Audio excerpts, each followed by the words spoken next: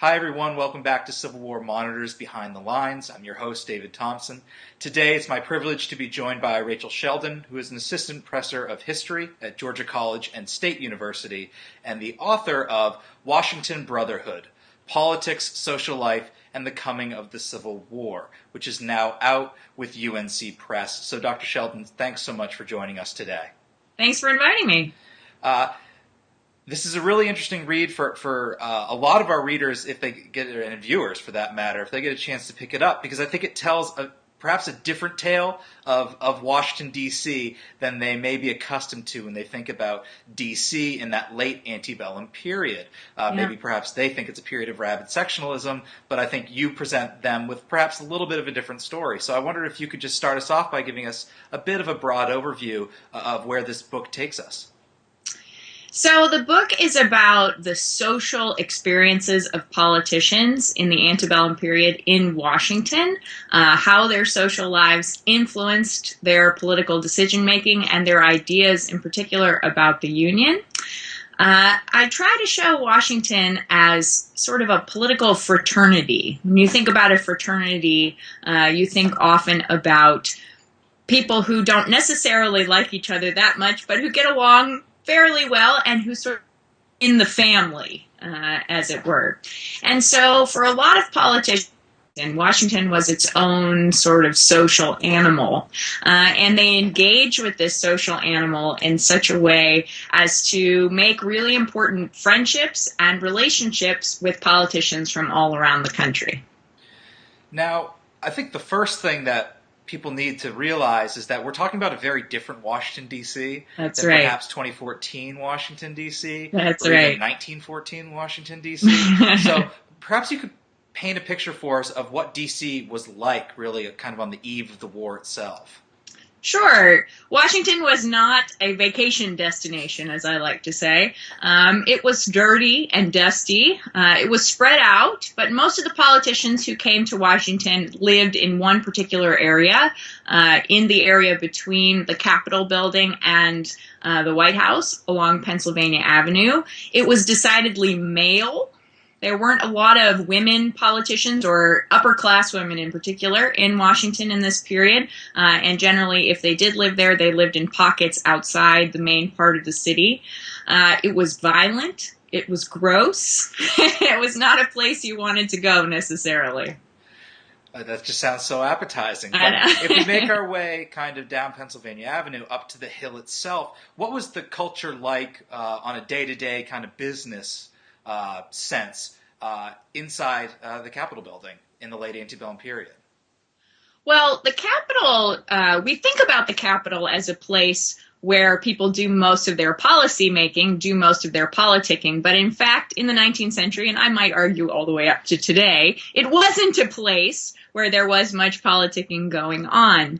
Most of the politicians who came to Washington worked in the Capitol, but did not actually engage in the politicking in the Capitol space itself. Why? Well, this has a lot to do with the structure of the Capitol and the situation that politicians faced when they came to the city.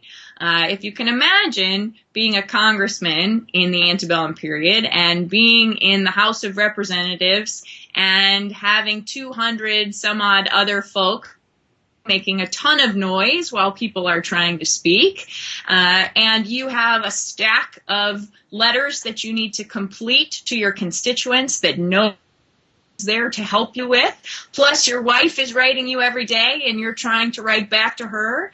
Maybe your neighbor is doing something that's distracting you, so you engage in some sort of conversation with him. You're not paying attention to what's going on the floor of the House. It's so noisy that many of the people at the back of the House of Representatives can't hear anything that's going on, and they don't get to choose their seats, so they don't have any choice in the matter. So as a result, we have to think beyond the Capitol as the place where a lot of politicking happened. A second reason for this is that on the floor of the House was what I would call political theater.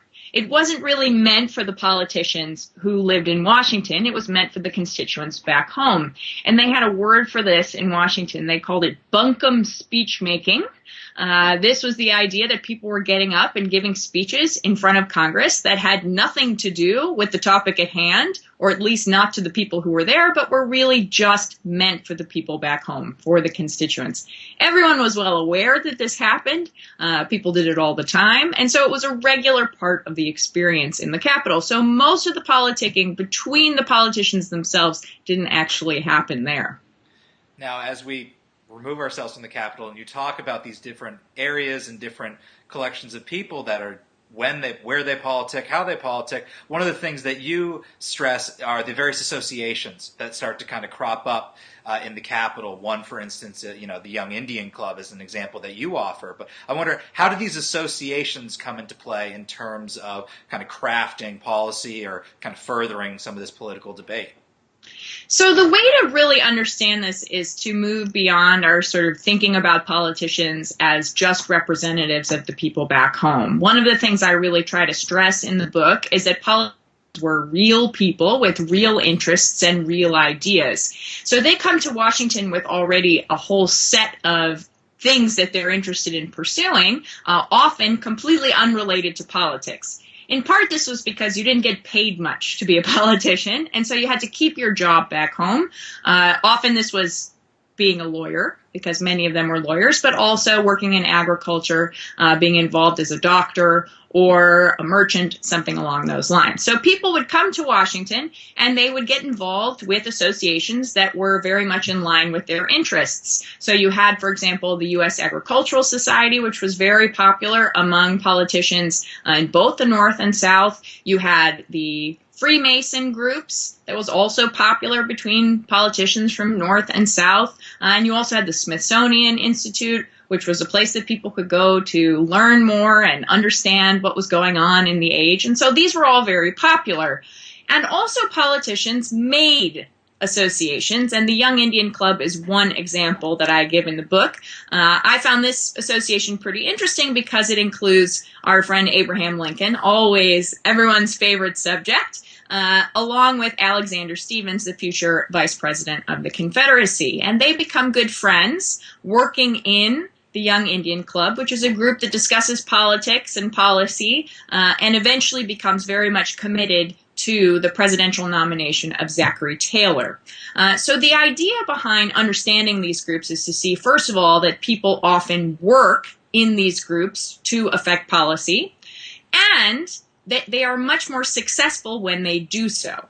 The result of the Capitol circumstance, what it was like to work in the House of Representatives, meant that it was very hard to get anything done by yourself. But if you worked with a group of other politicians, particularly a group of other politicians that may have some more political sway, you're much more likely to do what you want to do in the Capitol. And Lincoln discovers this pretty early. He's a smart guy, and so he gets involved in the Young Indian Club, and it really gives him a role in Washington.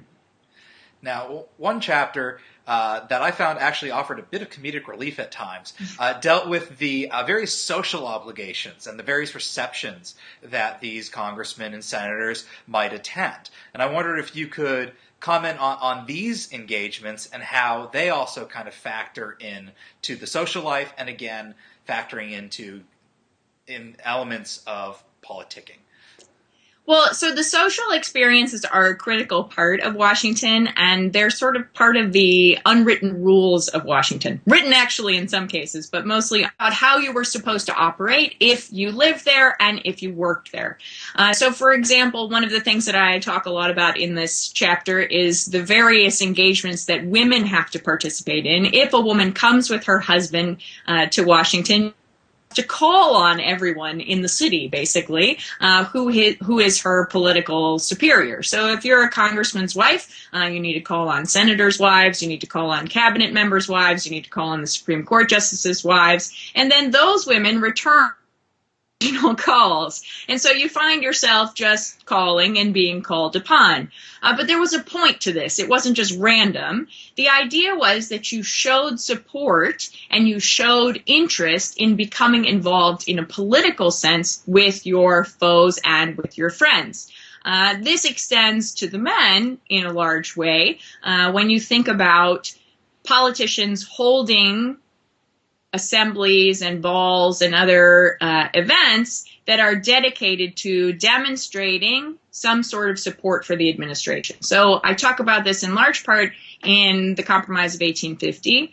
Zachary Taylor holding assemblies, weekly assemblies for people to come in and show their support for the administration. And there's a lot of talk in letters back home, the politicians writing to their wives, I have to go to this assembly because I need to demonstrate that I support the administration. But they also served as places where people could hammer out political decision-making, where they could actually make policy. This was a good place to do it if you couldn't do it on the floor of Congress. When you went to a presidential assembly, you might be able to talk to the president for about 5 minutes, but then you're going to stand and talk with other people, and here was a good opportunity for those folks. The one thing I will mention for folks, if you do get a chance to pick this up, you'll have a fully different appreciation of what New Year's Day means. After picking up on this chapter, it was one of the highlights, and Stephen Douglas is quite the character as well. Yes, he is. Over the course of these various engagements and perhaps getting a bit confused about them. Now, another element in all of this is obviously living arrangements, where people are living, who they're living with, who they're living in proximity to, and how that's going to factor into any sort of deals that might be made. So I wondered if you could comment just a little bit about that. So this is something that historians have actually picked up on in the past, the importance of where politics live and how that relates to who they know in Washington. But I to another level by showing how important it was that most of the living arrangements in Washington were cross-sectional. So you had people who were from the north, from places like Massachusetts, living with people from the south, from places like South Carolina. Shocking, I know. But they're ending up in the same boarding houses or living next door to one another, and this influences the way that they think about policymaking. But it also offers opportunities for people to hammer political deals, very similar to the social. These people are spending the evenings having dinner together in their boarding house or their hotel, talking about the politics of the day, and in many cases, actually making political decisions. And the most famous of these being the F Street mess, decisions about what the Kansas-Nebraska Act ought to look like ahead of time, but many other boarding houses also got involved in this kind of thing. Now, the caning of Charles Sumner is certainly something of any, lover of American history is going to be well aware of. It's one of the contributing factors leading up to the war itself in that very divisive decade of the 1850s. But you come at it from a slightly different angle and explain kind of how it was interpreted. We don't want to say within the Beltway, because the Beltway doesn't exist yet, but within the halls of Congress, it had a very different connotation than perhaps what was transmitted back home. So I wondered if you could explain kind of how people in Congress kind of interpreted this event. So the key to understanding all of this is to think about the context in which the caning of Charles Sumner happened. Of course, in the context outside of Washington, it was going to be very divisive. But Washington itself in this period is an incredibly violent place. It's got vice everywhere. People are drunk, people are gambling, people are throwing bricks at each other. And so in a lot of ways, this is just part of the norm for most politicians living in Washington in the mid-19th century. They understand the caning of Charles Sumner in the context of what existed. And so although people are unhappy about it, they get over it pretty quickly. Pretty soon, you still have politicians from the North and politicians from the South spending time together talking to one another. And by pretty soon, I mean within a week. It doesn't really cause enough of a stir in Washington to produce the kind of anger that it does elsewhere. It doesn't make the anger elsewhere less important. It's just a different experience. And now one of the last events in this chronological order of how you tackle things in the book is the secession crisis of 1860 into 1861. And I think a lot of people have some knowledge about this. I think it's probably one of the areas that people, in terms of the politics and what's going on, they think at least they know what's going on in D.C. and the efforts that are being made to try to avert a war, which are ultimately fail. But I wondered if you might be able to speak a little bit about what that relationship was like within this context of how you're examining D.C. So you might expect from my discussion of all of these social experiences that by the time of the secession crisis, things have just fallen apart. That's sort of what everyone, I think, goes in expecting, and even what I went in expecting when I was researching this project. But it's not true, and in fact, during the secession crisis, things are just as happy and cross-sectionally experiential as they had been previously. So I wanted to understand this, and this is sort of where I came out in my original argument about this, is try to understand why it was that these politicians kept getting along even in the midst of the secession crisis. And I think the key to understanding this is to see that Washington was in many ways isolated from the rest of the country. Again, that sort of inside the Beltway before the Beltway mentality. You don't even realize how serious it's getting outside of Washington. And so many of the politicians, including many of the politicians who are going to become prominent Confederates, are surprised by the speed at which secession takes hold. And eventually they go with their states because they think that's the important thing to do. I'm not suggesting that they were greater Unionists than anyone else, but they don't recognize that this is going to be as serious as it really is. And as a result, they are unprepared. They're unprepared for what secession brings. The most important example being Jefferson Davis himself, who is miserable at seeing what happens to the Union. This is not new, by the way. William Cooper has been saying this for a long time, but explaining why this might be and why Washington itself contributed to it is part of what I'm trying to do in this chapter. Well, it is quite a read, and now I'm going to pepper you with a few more questions that are taking us away from the book perhaps a little bit. But I wonder if you might be able to speak to perhaps a work that has most directly influenced you as a Civil War historian. It's a great question, and it takes some thinking, but I think the most important book in my development as a historian goes all the way back to 1942. David Potter's very famous book, Lincoln and His Party in the Secession Crisis, which was his dissertation, I believe. That book really got me thinking about the importance of contingency and about community.